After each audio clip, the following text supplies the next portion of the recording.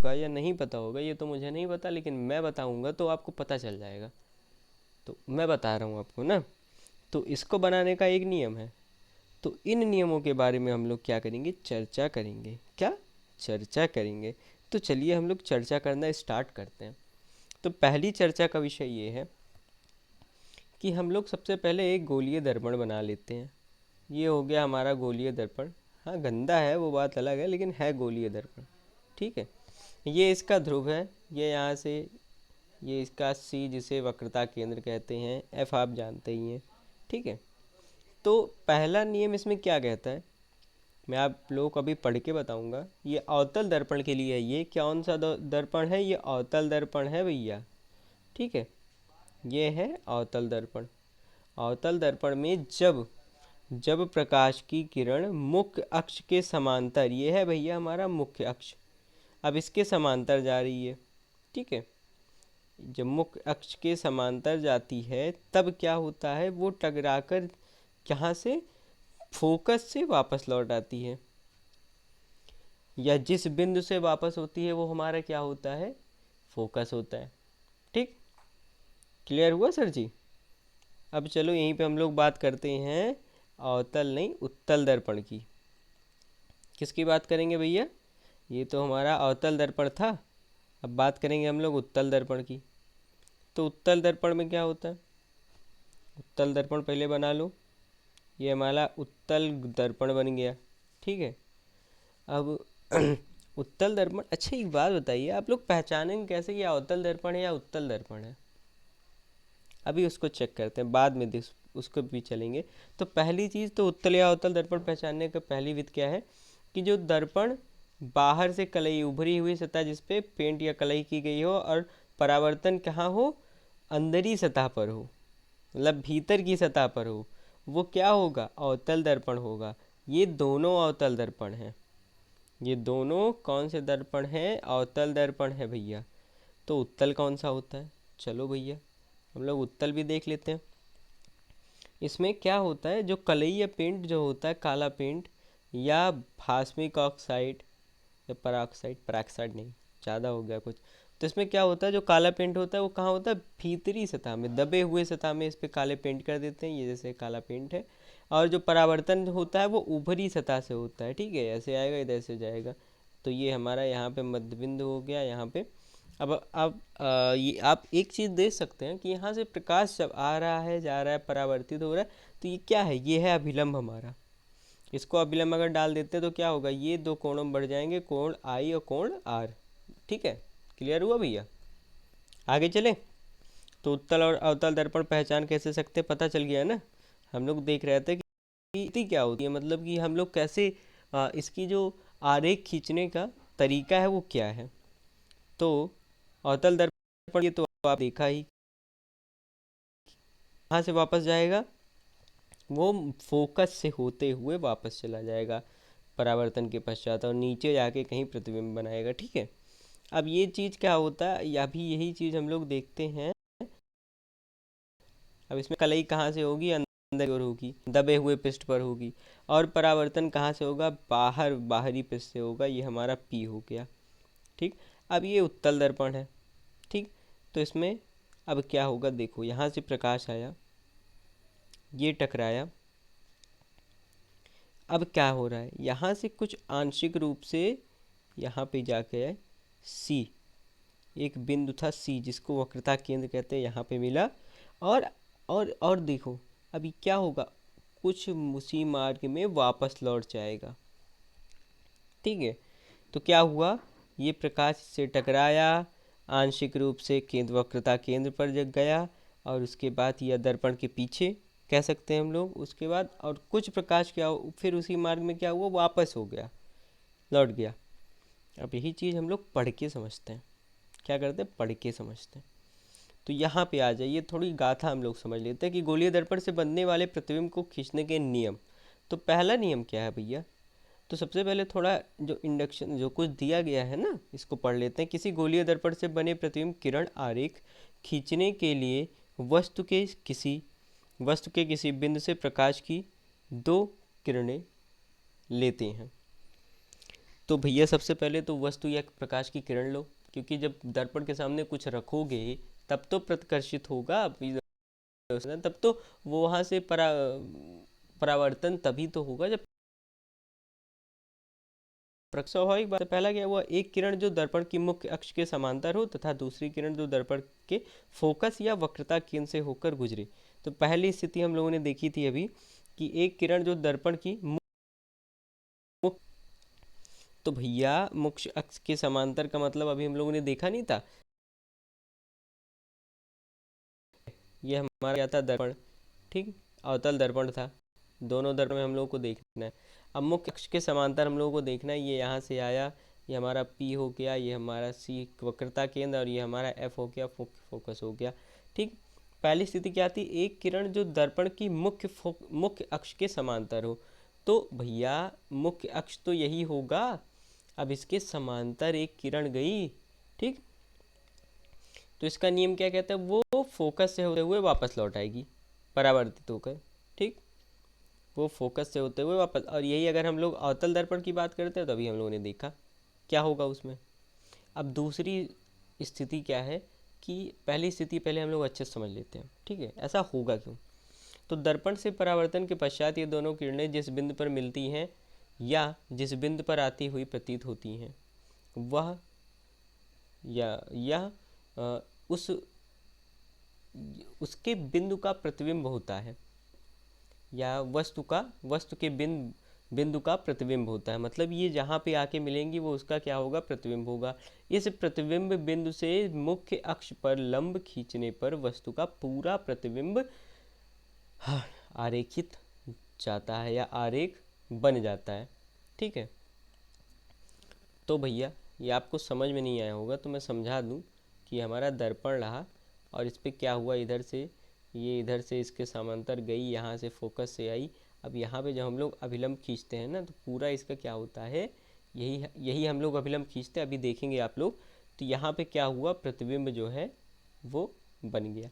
अब प्रतिबिंब और बिंब, ठीक है, दो चीज़ ध्यान में रखना। बिंब मतलब होता है वस्तु और प्रतिबिंब का मतलब होता है उस वस्तु का छाया प्रति, जिसे हम लोग कह सकते हैं छाया प्रति या प्रतिबिंब भी आप मान के चलिए, परछाई समझ सकते हैं, आप ज़्यादा समझदार हैं हमसे। अब आगे चलें। और दर्पण से परावर्तित किरण प्राप्त करने के लिए निम्नलिखित बातों का ध्यान रखना चाहिए। नंबर 1, मुख्य अक्ष के समांतर जाने वाली प्रकाश किरण अवतल दर्पण से परावर्तित होकर फोकस से जाती है, अभी हम लोगों ने देखा था, और उत्तल दर्पण से परावर्तित होकर उसके फोकस से आती प्रतीत होती है, उसके फोकस से आती प्रतीत होती है, ठीक है। तो ये चीज़ हम लोग अभी आगे यहाँ पे देख लेंगे, समझ लेंगे कि यहाँ पे आप देख रहे होंगे यहाँ पे क्या हुआ, जैसे लग रहा है कि ये फोकस से आ रहा है, ठीक है, ये यहाँ से गया, यहाँ से फिर वापस गया ना।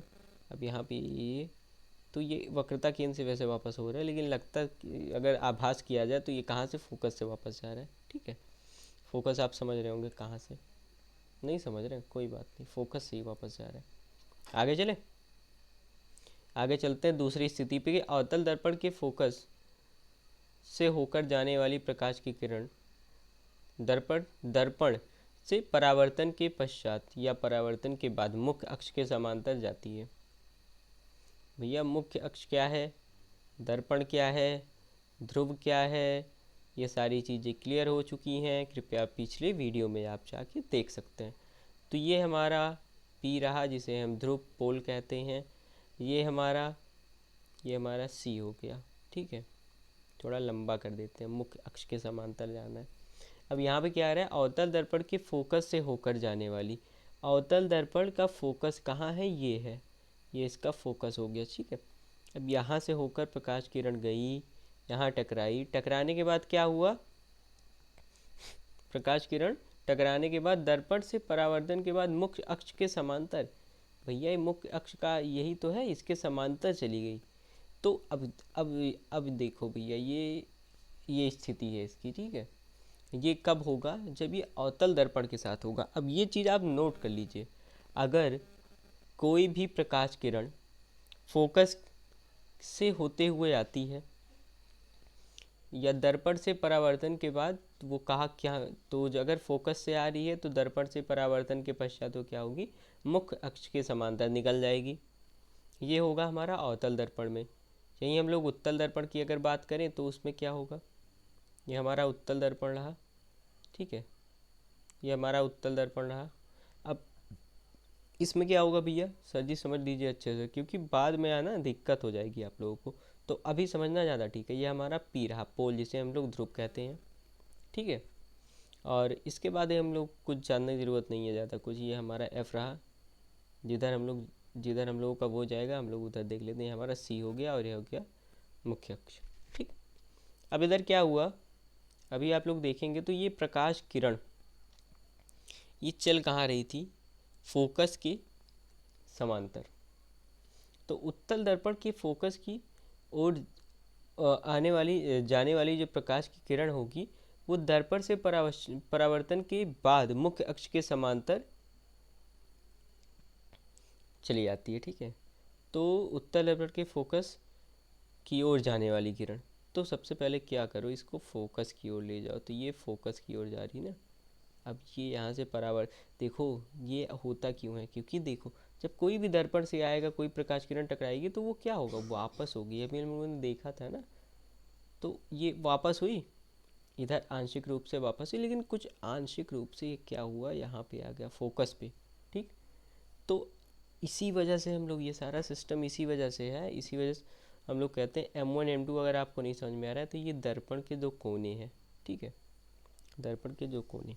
तो ये क्या होता है अभी हम लोग देखेंगे, तो आप देख सकते हैं नीचे लिखा भी हुआ है कि उत्तल दर्पण के फोकस की ओर जाने वाली प्रकाश की किरण दर्पण के परावर्तन दर्पण से परावर्तन के बाद मुख्य अक्ष के समांतर हो जाती है। अब इधर मैंने शायद आपको चित्र गलत बता दिया होगा या आपको समझ में नहीं आया होगा, तो मैं फिर से बताऊंगा, क्योंकि मुझे बताना है बस, इसी वजह से और कुछ नहीं। मुझे अच्छा लग रहा है आप लोगों को पढ़ा के, ठीक है। लेकिन आप लोग एक काम नहीं करते हैं कि इसको जितना हो सके उसको लाइक कीजिए, सब्सक्राइब कीजिए और शेयर बहुत कीजिए भाई, क्योंकि आप लोग शेयर बिल्कुल नहीं कर रहे हैं। और शेयर नहीं करेंगे ना तो मज़ा नहीं आएगा पढ़ाने में, और मज़ा नहीं आएगा ना तो कुछ नहीं, व्यूज़ नहीं जाएंगे और क्या। बाकी तो बस अपना तो चलना ही है ऐसे भी व्यूज़। तो ये क्या हुआ, प्रकाश किरण यहाँ से आई, ये आंशिक रूप से ऐसे इधर गई और टकराने के बाद मुख्य अक्ष के समांतर चली गई। अभी इससे पहले क्या हुआ था, इससे पहले कुछ उल्टा हुआ था। ये यहाँ से प्रकाश किरण आ रही है, ये टकरा रही है यहाँ से वापस ऐसे। अब देखो ये दर्पण है, शीशा है, एक कांच है, एक मिरर है, तो यहाँ से टकराने के बाद वापस तो जाएगी, लेकिन आभास हम लोग जो कर रहे हैं वो आभास है ये हमारा। इसी वजह से इसको डॉट डॉट करके दिखाते हैं, क्योंकि बहुत कम मात्रा में, ज़रूरी नहीं बहुत ज़्यादा मात्रा में जाए, बहुत कम मात्रा में वहाँ से होकर गुजरती है। तो यह कहाँ पे आती है, फोकस। तो फोकस पर और उत्तल दर्पण के फोकस की ओर जाने वाली प्रकाश किरण परावर्तन के पश्चात मुख्य अक्ष के समांतर चली जाती है, ठीक है। क्लियर हुआ भैया? मुझे नहीं लगता कि आप लोगों को नहीं समझ में आ रहा, और नहीं समझ में आ रहा तो भाई मेहनत नहीं कर रहे हो इसका मतलब, और कुछ नहीं है, ठीक है। तो आगे चले, अगर आप लोगों की इच्छा हो तो चलिए आगे चलते हैं। आगे क्या है कि अवतल दर्पण के वक्रता केंद्र से जाने वाली प्रकाश की किरण दर्पण के परावर्तन के बाद अपने ही मार्ग पर वापस आती है। तो भैया अब ये चीज़ हजम नहीं हो रहा होगा ना, मैं बताता हूँ कि जब प्रकाश किरण, अब ये आपको चित्र जो है थोड़ा उल्टा सीधा मिल गया है, तो चलिए हम लोग ऐसे देख लेते हैं। सिस्टम की थोड़ी गलती हो गई कि भाई साहब अगली बार ये थोड़ा सही से करिएगा, ठीक है। क्या किया जाए यार, सब थक जाते हैं बनाते बनाते वीडियोस। अब चलो आगे चलते हैं। यह हमारा हो गया दर्पण हो गया। कौन सा दर्पण है भैया, आप लोग बताएंगे, बताइए कौन सा दर्पण है। नहीं पता, पता है, बहुत अच्छा, कमेंट करना जो भी दर्पण हुआ, ठीक है। ये हमारा सी हुआ वक्रता केंद्र। अब क्या हुआ, प्रकाश किरण जो है वो वक्रता केंद्र से होकर जा रही है, ठीक है, वक्रता केंद्र से होकर गई। अब उसी मार्ग में, जिस मार्ग से गई उसी मार्ग से ये उसी मार्ग में वापस लौट आएगी, ठीक है। ये सब नियम है, अगर ऐसी स्थिति कहीं पे होती है कि किरण आरेख किधर से जा रहा है, वक्रता केंद्र से होते हुए जा रही है, तब ये किरण उसी मार्ग से वापस लौट आएगी। ये आपको क्लियर रखना एकदम।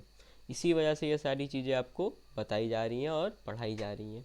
ठीक है, हवा के लिए नहीं पढ़ाया जा रहा, क्योंकि ये चीज़ें मुझे नहीं लगता कोई आपको अच्छे से बताएगा।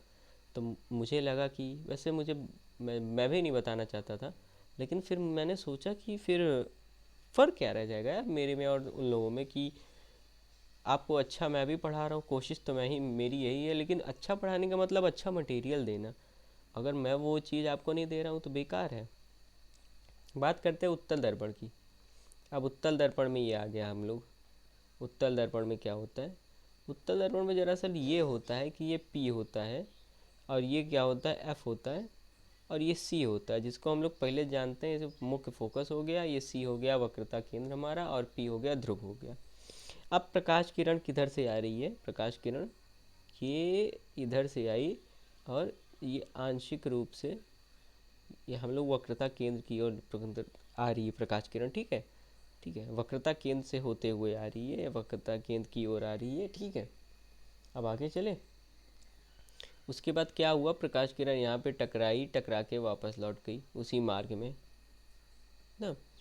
इधर से आई, ठीक है, टकराई, कुछ आंशिक रूप में वक्रता केंद्र के पास गई, उसके बाद फिर पुनः अपने मार्ग में वापस लौट गई, विचलित नहीं हुई। ये चीज़ देख रहे हैं, ये नियम है। इन इन चीज़ों को आपको फॉलो करना पड़ेगा। अभी हम लोग आगे जब इसके यू वी और एफ में संबंध जब निकालेंगे, तब वहाँ पे इन चीज़ों की ज़रूरत बहुत पड़ेगी। अभी अगला वीडियो उसका ही होने वाला है, वो भी आज ही वीडियो होने वाला है। ठीक है, आगे चले, थोड़ा पढ़ भी लेते हैं इसमें लिखा क्या है। ठीक है, ताकि आपको तसल्ली हो जाए कि उत्तल दर्पण की वक्रता केंद्र की ओर जाने वाली प्रकाश की किरण दर्पण से परावर्तन के बाद अपने ही मार्ग पर वापस लौट आती है। बात हजम हुई कि जब इससे प्रकाश किरण टकराई, टकराने के बाद जब इससे प्रकाश किरण क्या हुआ, इससे जब प्रकाश किरण टकराई, तो जब इधर से वक्रता केंद्र की तरफ गई, तो वो अपने मार्ग में टकराने के बाद जिस मार्ग से गई उसी मार्ग से वापस लौट आई, विचलित नहीं हुई। ठीक, क्लियर हो गया? मुझे लगता है क्लियर हो गया होगा। आगे चलते हैं, क्योंकि वीडियो जो है बहुत लंबा बन जा रहा है और आप लोग बोर हो जाएंगे। तो वीडियो हमारा जो है वो समाप्ति की ओर पहुंच चुका है। अगर आपको कोई भी सुझाव या सलाह या मशवरा देना है तो आप दे सकते हैं, क्योंकि ये सारी चीज़ें फ्री में हैं। और हाँ, फ्री से याद आया मुझे कि मैं और भी क्लासेस स्टार्ट करने वाला हूँ। तो जितने से जितने हो सके बच्चों को ऐड कीजिए, थोड़ा व्यूज़ बढ़े और थोड़ा मज़ा भी आए, क्योंकि हम चाहते हैं कि आगे हम लोग की लाइव क्लासेस चले। तो लाइव क्लासेस के लिए बच्चा, जब तक 100+ बच्चे नहीं होंगे, या 50+ कम से कम हो जाए भाई, एक क्लास में 50+ बच्चे रहेंगे, तब भी मैं ऑनलाइन क्लास आपकी रन करवाऊँगा, और अच्छे से रन होगी। टेंशन मत लीजिए, एक पैसा नहीं लगने वाला आपका, इसका ना टेंशन नहीं लीजिए। हाँ, नेट तो लगेगा यार, अब नेट भी नहीं लगेगा, इतनी कंजूसी थोड़ी चलेगी। तो चलिए, गुड नाइट बच्चों, मिलते हैं अगली क्लास में। और इसके बाद आपको एक वीडियो और मिलेगा, उसको भी देख लीजिएगा। PDF वगैरह आपको मिल ही रहा है। जो बच्चे व्हाट्सएप पे नहीं जुड़े हैं वो मुझसे व्हाट्सएप पे जुड़ जाएं, और थोड़ा इसको शेयर वेयर कर दीजिए। ठीक है, गुड नाइट बच्चों, जय हिंद।